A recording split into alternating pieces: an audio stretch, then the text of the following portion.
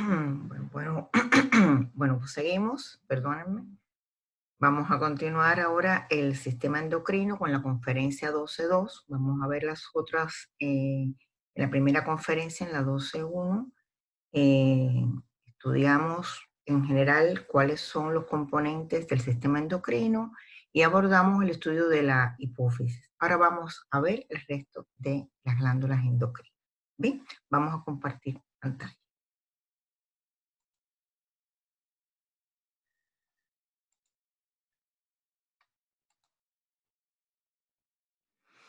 Bueno, como ven en la portada de la conferencia, vamos a la conferencia 12.2 y seguimos con las glándulas endocrinas y sus características microscópicas.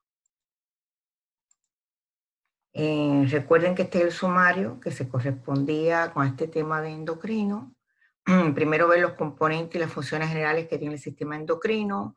Vimos cómo era el modelo de órganos macizos, porque las glándulas endocrinas son en general órganos macizos. Y después las características morfofuncionales generales de la hipófisis, que ya la vimos, y ahora vamos a ver tiroides, paratiroides, suprarrenal, islote pancreático y pineal va a quedar para estudio independiente.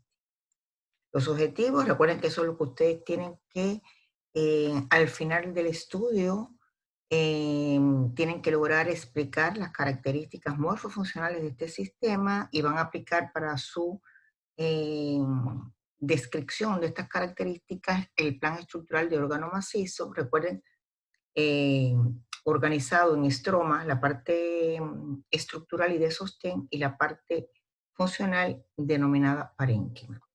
Y también interpretar sobre algunas bases morfofuncionales algunas situaciones problemáticas, o sea, qué sucede cuando hay un exceso de hormona, qué sucede cuando hay una falla de hormona, aunque eso ustedes después con profundidad lo van a estudiar en fisiología. Recordar el sistema endocrino, los integrantes, recuerden que están integrados por glándulas endocrinas, que son estas: hipófisis, pineal, tiroides, paratiroides y suprarrenales. A la derecha están sus ubicaciones. La ubicación en órganos mixtos, o sea que constituyen también órganos mixtos, quiere decir que no tienen solamente la función endocrina.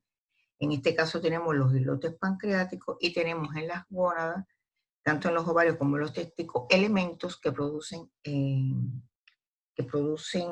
hormonas. Eso los vamos a ver indiscutiblemente cuando estudiemos más particularmente el sistema reproductor la próxima semana. Y también tenemos elementos o células endocrinas ubicadas en lo que se le llama sistema neuroendocrino difuso, que está fundamentalmente en los epitelios de distintos sistemas de otros órganos, como es el respiratorio, como es el digestivo, etc. Bueno, ubicación, y lo vimos también pasado, lo vamos a retomar. Esta es la ubicación de las distintas glándulas. Ven, aquí se hace una ampliación y aquí vemos en la silla turca ubicada la hipófisis, en una zona más superior a ella, la glándula pineal. En la región del cuello vemos la glándula tiroides y las 4 pequeñitas glándulas paratiroides que están en, muy adheridas a partes del tiroides. También tenemos las 2 suprarrenales que están ubicadas encima de los riñones y el páncreas, que recuerden que ya lo vimos en digestivo, como glándula exocrina, pero como glándula endocrina lo vamos a ver en los pequeños islotes que están distribuidos por todo el parénquima pancreático. Y aquí los ovarios, muy relacionados por supuesto con el útero, y en los hombres, en las gónadas, las testiculares, donde también hay células como son las células de Leydig, que son las productoras de la testosterona. Bien, vamos a la tiroides. Bueno, la tiroides ya vimos que está ubicada en el cuello, es un órgano macizo, tiene 2 grandes lóbulos y tiene como órgano macizo, vamos a ver su estroma, está organizado, estructurado como una cápsula muy fina de tejido conectivo laxo, de la que parten tabiques, y dividen el órgano en distintas eh, estructuras, pudiéramos decir, ¿no? Y en esas estructuras hay tejido intersticial con fibras reticulares, con abundantes capilares fenestrados, y ahí es donde se van a ubicar las células tiroideas formando una organización que es el folículo tiroideo. ¿Bien? Por lo tanto, el parénquima, o sea, el componente funcional, el que realiza la función, se organiza formando los folículos tiroideos. Y estos folículos tiroideos van a tener células foliculares, están hacia alrededor, células parafoliculares que están en el mismo folículo, pero por fuera de estas células foliculares y no se ponen en contacto con lo que está en el centro del folículo, que es el coloide tiroideo. ¿Bien? Entonces ya tenemos el folículo tiroideo, ya sabemos que es la forma en que se organizan las células en la glándula tiroides. Y que ahí vamos a tener dos tipos de células. Células foliculares, que es un epitelio simple cúbico, que rodea un espacio central donde se acumula el coloide tiroideo, que es con la prehormona, y por fuera de estas células foliculares, por fuera, pero muy relacionadas con ellas, las células parafoliculares.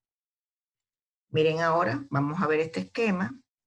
Miren, aquí a la izquierda, anatómicamente, aquí ustedes ven la laringe, después tenemos la tráquea, ¿no? Bueno, rodeando, como si fuera abrazando a la tráquea, tenemos la glándula tiroides. Y estas que ustedes ven, estas bolitas color amarillito, que son 4, 2 superiores y 2 inferiores, son las paratiroides. Ahora, hemos ampliado como un esquema cómo sería la organización de la tiroides. Vean ustedes los folículos tiroideos con las células foliculares, que forman como si fuera un collar, es un epitelio simple cúbico. Y en el centro tenemos coloide, porque la primera parte del proceso hormonal se acumula como este coloide que está aquí. Y van a ver también que decíamos que por fuera de este epitelio tenemos estas células que son, a ver, aquí, células parafoliculares. Esta también es una parafolicular, ¿ven? Las que están por fuera, pero que no se ponen en contacto con el coloide. ¿Está claro? Entonces, ya tenemos claro que el parénquima tiroideo está constituido por folículos tiroideos, el cual tiene dos tipos de células, las foliculares y las parafoliculares, ¿bien? Y que este folículo tiroideo tiene también en su centro el coloide, que decíamos que es una etapa todavía quizás pudiéramos decir inmadura de las hormonas tiroideas. Bueno, pues vamos a ver algunas características que tienen las células foliculares y las células parafoliculares. Vamos a hablar de las foliculares, estas, las que conforman el folículo rodeando el coloide. Tienen un epitelio simple cúbico. Son células que secretan proteínas. Si son células que secretan proteínas, ya ustedes saben que tiene que haber retículo endoplásmico rugoso abundante, que tiene que haber aparato de Golgi, que tiene que tener mitocondrias y va a tener también vesículas con proteínas que van a ser exocitadas hacia el coloide en primera instancia. Pero también van a haber lisosomas. ¿Por qué es importante los lisosomas? Bueno, porque cuando se necesitan la hormona tiroidea, estas células vuelven a extraer del coloide esta sustancia y pasan a los lisosomas. Y en los lisosomas se produce una digestión celular. Y ustedes saben que lo que queda, el resto, lo que queda de esa digestión lisosomal que está sucediendo ahí, ¿ustedes saben qué cosa es? Bueno, pues son las hormonas tiroideas maduras, la T3 y la T4, triiodotironina y tetrayudotironina. ¿Está bien? Entonces, por lo tanto, organitos desarrollados, los que producen proteína, retículo endoplásmico rugoso, mitocondrias y aparato de Golgi y gránulos secretores. Y también desarrollo de los lisosomas, porque vuelven a captar, la membrana vuelve a captar del coloide la sustancia preformada, hace una digestión en esos lisosomas y lo que sale, o sea, el cuerpo residual que quedaría de esa digestión celular es realmente las hormonas T3 y T4, que son las que se exocitan y pasan a la sangre.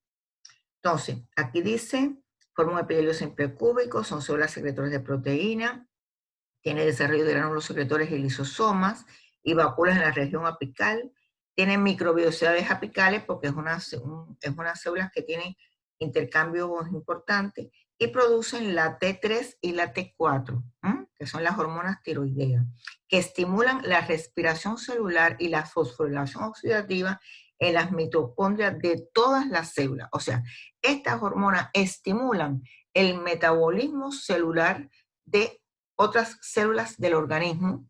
Por lo tanto, cuando hay una disminución de las hormonas tiroideas, o un hipotiroidismo que también se le conoce, vemos que hay una disminución del metabolismo general celular en nuestro organismo. Un síntoma interesante que se observa en las personas con hipotiroidismo es ese cansancio. Sus metabolismos están disminuidos. Bien, ahora, la otra célula que tiene el folículo que está por fuera de las células foliculares se llaman células parafoliculares. Se encuentran solas o en acúmulos. Son más grandes que las foliculares y no alcanzan nunca el coloide. Su núcleo es esférico, tiene cromatina laxa. Cuando vemos una cromatina laxa es una célula que está activa. Hay un desarrollo ligero del retículo endoplásmico rugoso y un aparato de Golgi bien desarrollado. Y la sustancia que secretan es otra hormona, es la calcitonina.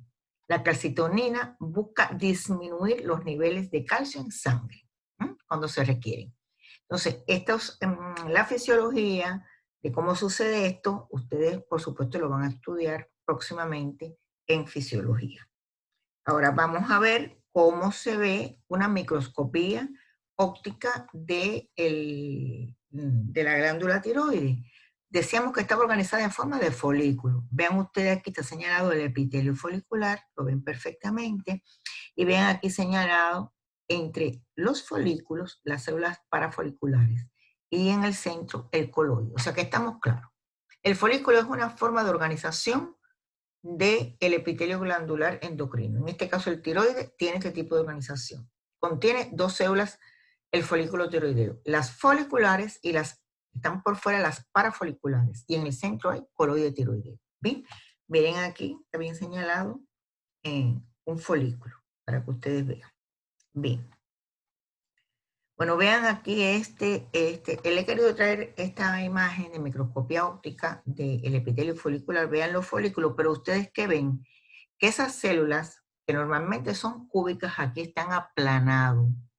Esta es una imagen de un paciente con hipotiroidismo. Sus células han disminuido, eso muchas veces se debe a un problema de estímulo o no estímulo de la TSH, de la hormona que se produce en la adenohipófisis de la glándula hipófisis, ¿bien? Entonces aquí, pero lo que quiero decirles es que en los casos de hipotiroidismo, esta es una imagen que se puede observar. O sea, un epitelio que se aplana. Ya no tenemos aquí, el epitelio folicular no es un epitelio cúbico, sino un epitelio aplanado. ¿Está bien? Bien.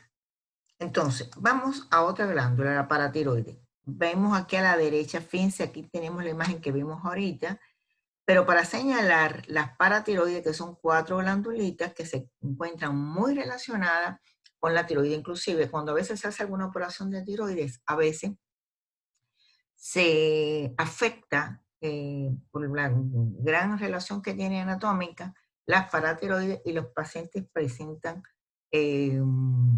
pueden presentar síntomas debido a estas circunstancias. Bueno, son 4 pequeñas glándulas adheridas a la tiroides. Ahora, estas glandulitas tienen una cápsula que es muy fina, de tejido conectivo, tienen pequeños tabiques y tienen también tejido intersticial, con presencia también de capilares fenestrados. El parénquima, ¿cómo se organiza el parénquima de las paratiroides? Bueno, pues como no en forma de folículos, sino en forma de cordones.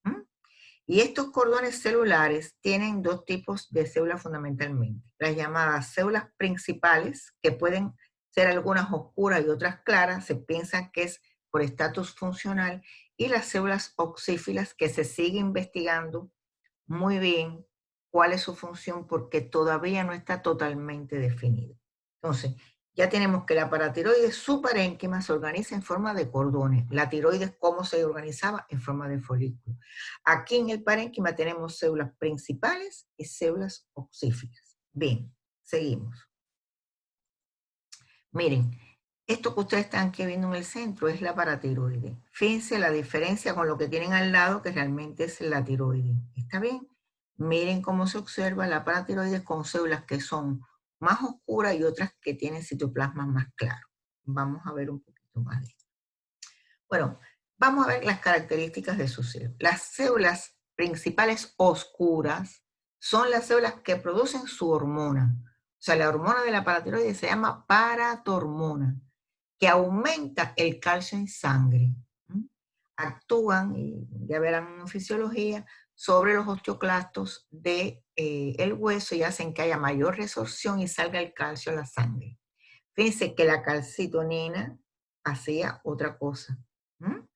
Entonces, son células poliédricas, núcleo vesiculoso, tienen aparato de Golgi y retículo endoplásmico rugoso abundante. Por lo tanto, ya yo estoy pensando que esa paratormona tiene un contenido proteico interesante. Tiene granulos densos que contienen la paratormona. Permiso. Entonces, contienen paratormonas que aumentan el calcio en sangre. Ahora, hay otros dos tipos de células. Las principales claras y las células oxífilas. Se piensa que las claras pueden encontrarse en fase inactiva, mientras que las oxífilas, que son las más grandes, son muy acidófilas, pero aún se desconoce su función. Entonces vamos a centrar nuestra mirada para las células principales oscuras que tienen los gránulos densos, que producen la paratormona y que aumentan el calcio en sangre. Bueno, pues vamos a otra glándula, otras glándulas, otras glándulas, porque estas son bilaterales, andan, son dobles. Las suprarrenales, que son las que están situadas por encima de los riñones, tienen, acuérdense que siempre abordamos esto como ¿qué? Con el modelo de órgano macizo. Hablamos de su estroma, que es el componente estructural, y hablamos del parénquima, que es su componente ¿qué? Funcional. Bien, el estroma de las suprarrenales tiene una cápsula de tejido conectivo denso, tiene estroma intersticial con fibras reticulares, no se observan tabiques, ¿ven? Aquí lo que tenemos es cápsula y estroma intersticial. Tiene, por supuesto, muchos vasos sanguíneos que penetran por el tejido conectivo con una gran cantidad de capilares de tipo fenestrado. ¿Bien? Ahora, el parénquima. ¿Cómo se organiza el parénquima en esta glándula suprarrenal? Bueno, si nosotros hacemos un corte y hacemos una preparación, vemos que se ve una zona muy coloreada en la zona periférica de la glándula que se le llama corteza. Y una zona más clara, en central, que se llama médula. Ahora, cuando miramos a mayor aumento esta corteza, vemos que la forma en que se organizan sus células en esta corteza son de tres, como si fueran tres capas. La zona más externa se vaya a ver la zona glomerular, y ahí las células se van a organizar más bien en forma de acúmulos. Después, la parte un poquito que penetra por debajo de esa corteza, vamos a ver la zona fascicular. Y las células se van a organizar en fascículos, quiere decir en cordones. Mientras que la zona más profunda de la corteza se le va a denominar zona reticular, porque ahí van a ser cordones cortos pero entrelazados. Por lo tanto, en la zona de la corteza, o sea, la zona parenquimatosa de la corteza, que es la zona donde cómo se organizan las células que producen las hormonas, va a haber tres zonas. La más externa glomerular, la zona media de la corteza fascicular y la zona más interna reticular. Ya sabemos que la glomerular, las células se organizan en forma de acúmulos de células.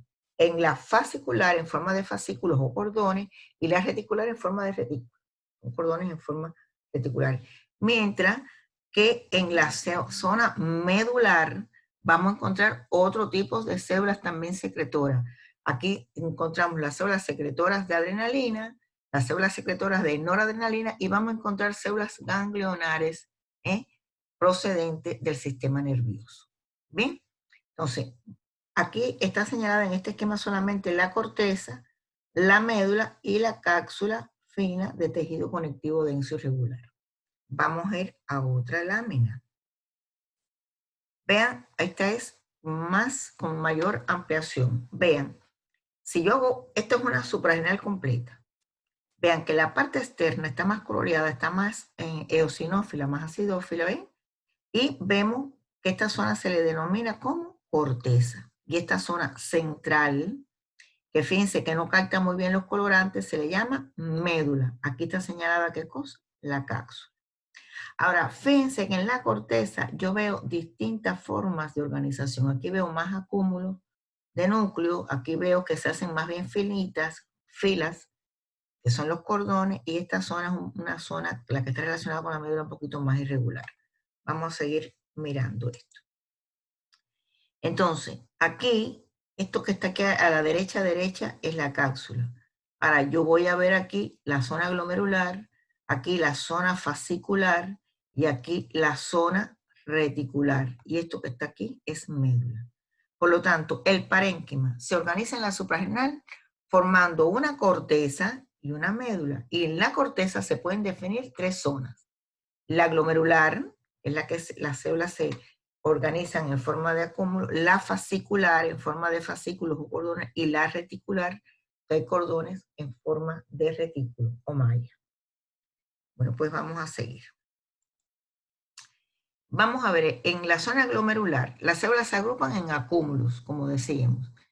Y las células son cilíndricas, el citoplasma es acidófilo, tienen inclusiones de lípidos en el citoplasma y producen los minerales corticoides. Es un tipo de hormona esteroidea.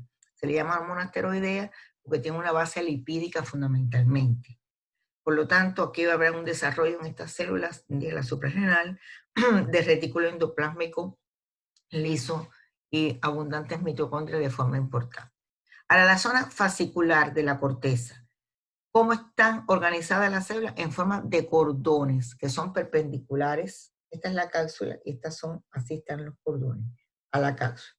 También tiene el modelo típico de células secretoras de esteroides, con gran número de inclusiones lipídicas. Esas inclusiones lipídicas son las hormonas. Y estas células se llaman espongiocitos porque en las preparaciones se pierde el lípido por el alcohol del procesamiento, entonces se ven como si fueran unas esponjitas con esas cavidades. Por supuesto, hay un gran desarrollo de las mitocondrias, el gran desarrollo del retículo endoplásmico liso, y produce una hormona que se llama glucocorticoide, específicamente el cortisol, esta zona fascicular. Esto hay que saberlo.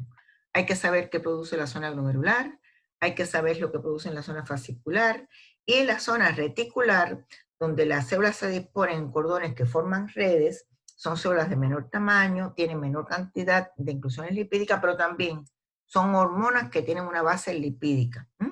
Y son hormonas fundamentalmente sexuales masculinas. ¿Está bien? Entonces, tienen que saber bien, tienen que tener bien preciso.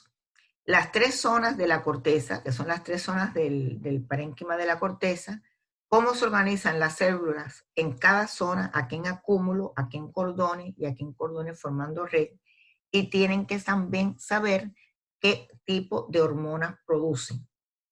Y, por supuesto, saber que son hormonas lipídicas, por lo tanto, va a haber desarrollo del retículo endoplásmico liso y desarrollo de las mitocondrias, y de inclusiones, se van a ver inclusiones o vacuolas de lípidos, que son ya las hormonas producidas, listas para ser exportadas. Miren aquí, que le he querido traer la zona glomerular. Vean ustedes cómo se ven los acúmulos de células. Esto que rodea rosadito es el tejido conectivo donde hay vasos sanguíneos, porque recuerden que esta secreción va a los vasos sanguíneos. Y aquí están, en esta zona de la cápsula, vasos sanguíneos mayores. Vean aquí los hematíes en estos vasos sanguíneos. ¿Está bien? Entonces, importante de aquí, zona glomerular, formando las células acúmulo que producen mineralocorticoides. ¿Bien? Vamos a ir ahora a la zona fascicular. Fíjense que se forman las células ya más organizadas, como si fueran cordones, una célula detrás de otra celulita. Se le llaman espongiocitos porque son tantas las inclusiones lipídicas que se pierden durante el procesamiento de la cloración y parecen esponjitas. Y por eso es que se llaman a estas células espongiocitos. Esta zona fascicular que produce los glucocorticoides, entre ellos el estelar es el cortisol. Y aquí vemos a la izquierda la zona medular que produce adrenalina y noradrenalina, que son las catecolaminas, son las células, fíjense que no caen también los colorantes, y aquí la zona reticular, que está organizada en forma de cordones formando como redes celulares. Esta diapositiva está bien especificada, las de 3 zonas que tiene en la zona de la corteza y qué producen. En la zona medular produce, decíamos, mineralocorticoides, el más importante es la aldosterona. Y aquí la zona fascicular que segrega el glucocorticoide, el más importante es el cortisol. Y aquí en la zona reticular que producen hormonas sexuales masculinas, principalmente este tipo de hormona, ¿bien? Que tiene efectos masculinizantes. Vuelvo a ver, esta imagen es la relación que va a tener indiscutiblemente la producción de esta hormona de la adenohipófisis ACTH. Se acuerdan que decíamos que se llamaba hormona estimulante de la corteza adrenal, porque esta glándula es suprarrenal o adrenal. Y vean que estimula toda la zona de la corteza, la producción de toda la zona de la corteza. La adrenalina y noradrenalina tiene otra forma de estímulo que ustedes lo estudiarán en fisiología. No es estimulada, por supuesto, por el ACTH. ¿Está bien? Y aquí la médula suprarrenal, que es la parte central, que no capta tanto los colores, donde vemos las células poliédricas que se agrupan en cordones muy irregulares, que tienen una reacción a las sales de cromo que se llama reacción cromafin, que es una reacción típica que se ve en muchas células nerviosas. Presenta un aparato de Golgi, muchas mitocondrias y unos gránulos densos que son los que tienen las sustancias hormonales, que son la adrenalina y la noradrenalina. Hay muchos capilares en esta zona de la médula, sus células producen adrenalina y noradrenalina, que son mediadores químicos del sistema nervioso simpático, y también presenta algunas células nerviosas ganglionarias aisladas. Esto aquí es pequeñito, pero quiero que lo vean. Es lo que dicen aquí, que en la cavidad torácica y abdominal existen grupos de células denominadas paraganglios similares en el origen y en la función de estas células cromafines medulares. O sea que este tipo de células con reacción cromafin no solamente están en la médula suprarrenal, sino pueden estar en alguna zona de nuestro organismo. Esta es una imagen de la médula suprarrenal.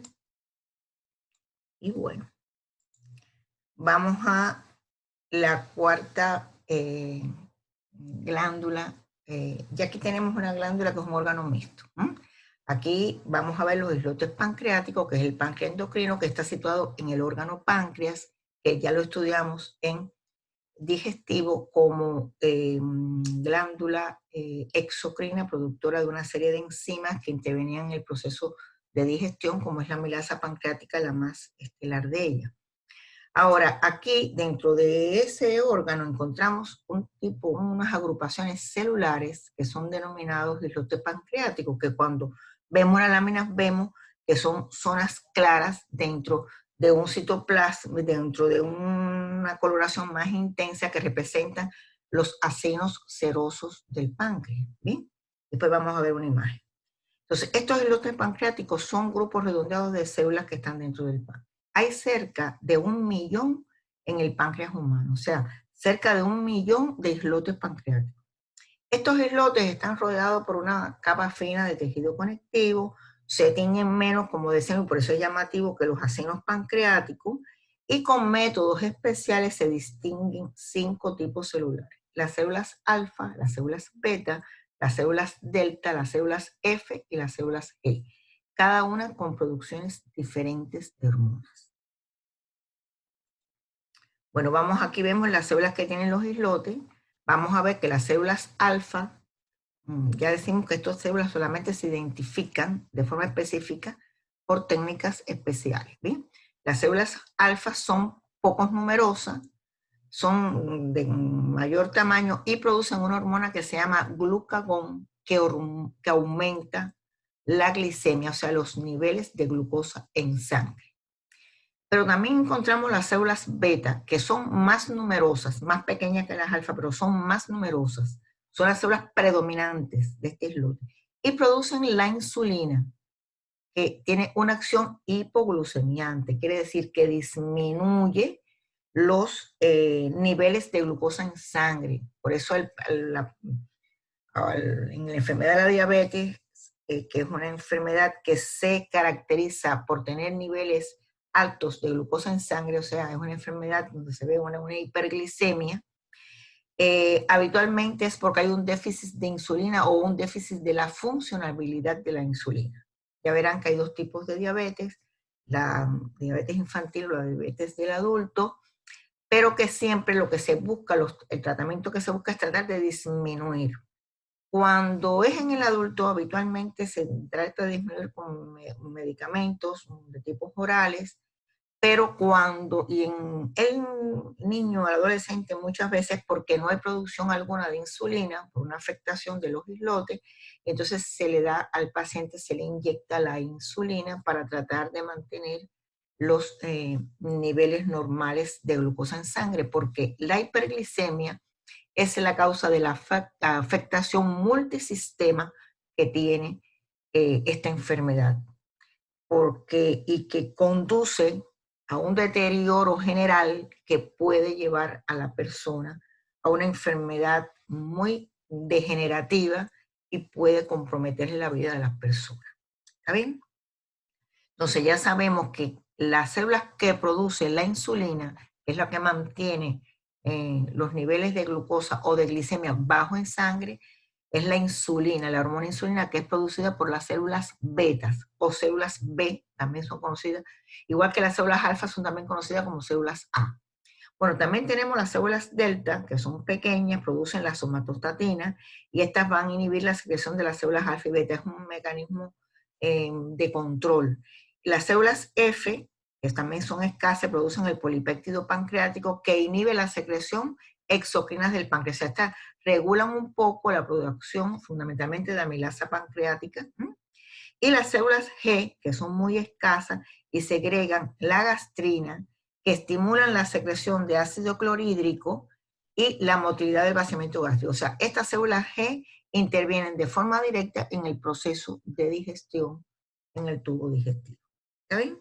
Entonces, esta lámina es muy importante, porque ustedes van a aprender esto y van a ir mejor preparados, tanto a fisiología como después a clínica. Esta es una imagen del páncreas. Vean, fíjense ustedes, lo que está en rosado intenso son los acenos pancreáticos. Sin embargo, estos acúmulos de células que casi no se colorean en los citoplasmas son las agrupaciones llamadas islotes de Langerhans o páncreas endocrinos. Fíjense, aquí vemos uno aquí arriba, vemos este otro aquí y vemos este otro aquí. Acuérdense que estas hormonas van directamente a los vasos sanguíneos que están alrededor de estos islotes porque son secreción endocrina, hormonal. Y de ahí van a las distintas células dianas donde estas hormonas actúan. Muy importante la actuación de la insulina sobre la musculatura esquelética. Bueno, aquí vemos, fíjense, que aunque se ve un poco de mayor color, pero fíjense, en la parte aquí periférica, como se ven las unidades que son los acenos serosos. Sin embargo, esta zona que está señalada aquí como islote pancreático, fíjense ustedes como la distribución de las células no es como la forma de los acenos, son acúmulos de células de distintos tipos de células que conforman el islote. Bien. Entonces, estudio independiente, van a estudiar la pineal, aquí en la pineal, ya con el mismo sistema que lo asumimos en histología, viéndolo como una glándula que conforma un órgano macizo, van al estroma, van al parénquima, y ven estas células, y quiero nada más que resaltar en las funciones de la glándula pineal. Producen la melatonina. La melatonina actúa como un antioxidante para proteger el sistema nervioso central. Y es muy interesante las alteraciones de las producciones de estas glándulas, tanto melatonina como serotonina, van a sufrir variaciones durante las 24 horas. Es interesante, la serotonina tiene que ver más, actúa mucho con respecto al sistema nervioso central, y su incremento mejora la sensación de satisfacción de las personas, y cuando esta disminuye, se observa, o sea, cuando vemos una persona deprimida, vamos a observar que la serotonina está baja. Y la melatonina también se relaciona con el sueño. Cuando tenemos rangos normales de melatonina, es un sueño normal, pero cuando hay una disminución de ella, vemos insomnios. Por lo tanto, muchos de los medicamentos que están indicados para ayudar al sueño, vemos que tiene la presencia de melatonina. Pero bueno, esto lo van a echar despacito. Y aquí ya concluye la orientación del sistema endocrino. Hemos ido bastante intenso, pero ya he reforzado en cada parte que ustedes tienen que ver las glándulas como un órgano macizo, ver cuál es su estroma, pero ver cuál es su parénquima, cómo se organizan las células en cada glándula, qué producen. Y tenemos dos tipos de modelos más abundantes: los que producen hormonas proteicas, que tienen un desarrollo del retículo endoplásmico rugoso, del aparato de Golgi, de las mitocondrias y los gránulos secretorios, y los que producen hormonas esteroideas o lipídicas, donde la batería productora de ellos tiene que ver mucho más con el retículo endoplásmico liso, con el aparato de Golgi y con los gránulos de tipos lipídicos, vacuolas lipídicas, que son ya la hormona preformada. Y la excepcionalidad de la tiroides, que es una hormona proteica, pero además tiene muchos lisosomas, porque la segunda parte de la producción de esa hormona pasa por una digestión celular de parte de la hormona preelaborada que está en el coloide, y cuando acaba esa digestión celular es que se producen las hormonas T3 y T4 tan importantes para el metabolismo celular general de nuestro organismo. Bueno, pues los dejo con este bello tema. Recuerden ir a la guía, recuerden ir al laminario, recuerden ir al taller e ir elaborando el taller. Es importante elaborar los talleres, porque ya ustedes van a dejando ahí de forma resumida los objetivos fundamentales de aprendizaje de esta asignatura. Entonces, vamos a dejar de compartir y les deseo un buen día, y estudien, sigan adelante, que van a vencer muy bien. Hasta luego.